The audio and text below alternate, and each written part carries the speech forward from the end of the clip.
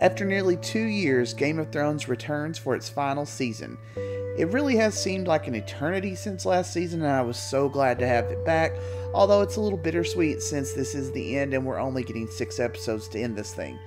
Either way though, it was amazing. Let's go ahead and jump right into it.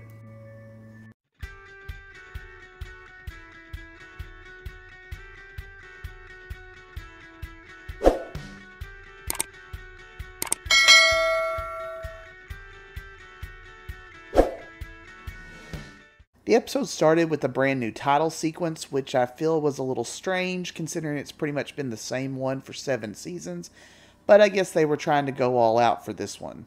We begin with a small boy running through the streets hoping to catch a glimpse of the army entering Winterfell. He runs past Arya and she smiles, and I thought this was really similar to the first episode in which Arya herself was running around to see the king's army coming to her home. I did really love this little callback.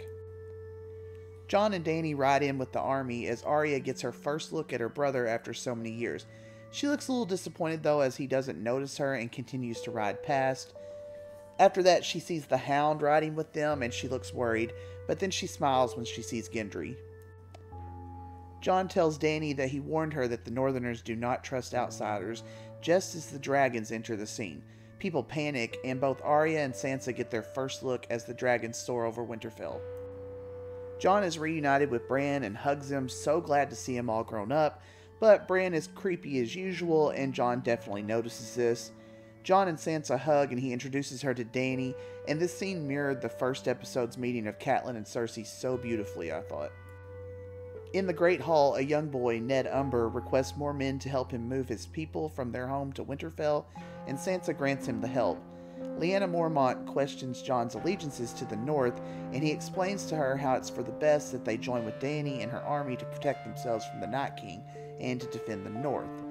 Tyrion tries to help, but he just angers the group when he tells them that the Lannister army is marching north to help them. He tells them that we must fight together or die, and Sansa questions how they're going to even make it through with their limited amount of food and even asks what dragons eat anyways, to which Dany coldly replies, anything they want. Clearly these two are not going to be besties anytime soon. Tyrion and Sansa have a quick conversation, both admitting that they did whatever it took to survive, and Sansa doubts that Cersei is actually sending her army to help fight. Jon and Arya reunite in the Godswood, and I absolutely love this scene. I feel like we've waited so long to see these two together again. The scene is actually really sweet with them both talking about their journeys, and then they go into talking about how Sansa doesn't like Dany. Arya does defend Sansa, but tells Jon that they're both defending their family.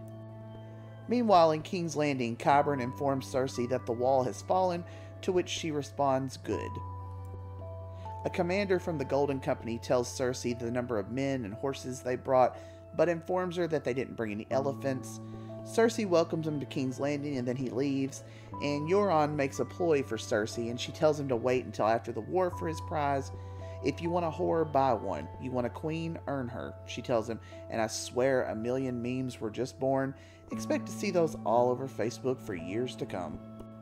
Cersei sends Qyburn to Bronn requesting that once the war in the north is over, should her brothers return to King's Landing, that he kills them for her.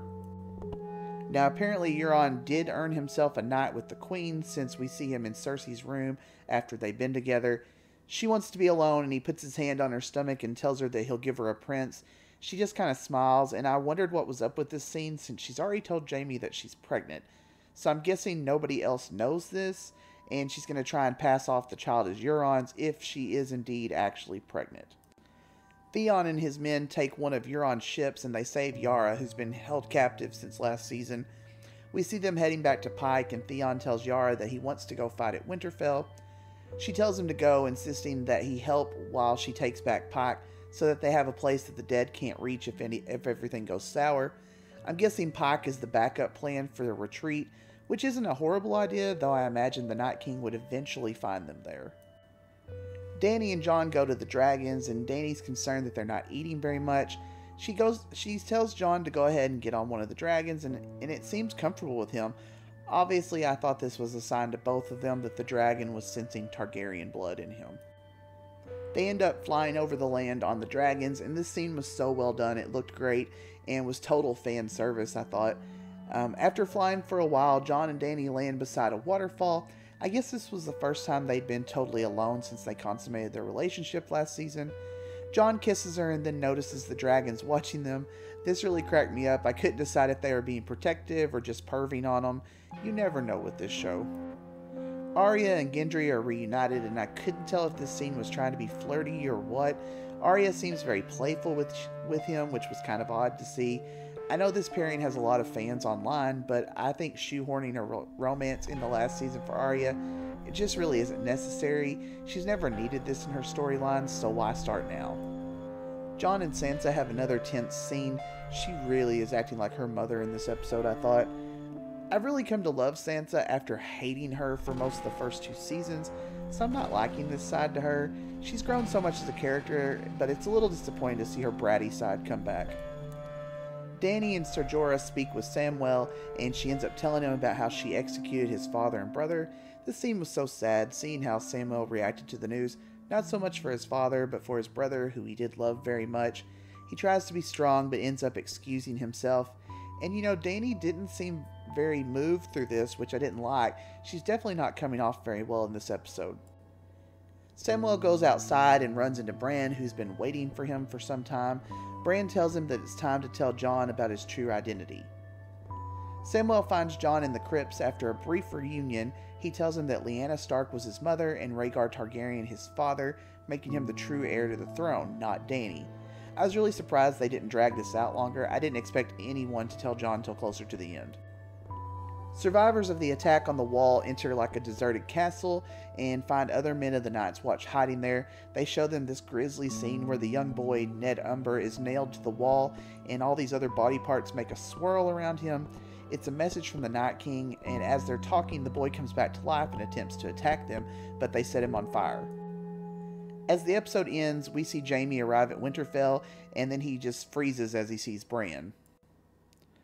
Overall, I thought this was a nice return to the series, but it's been so long without anything new from Game of Thrones that honestly I would have been happy with pretty much anything.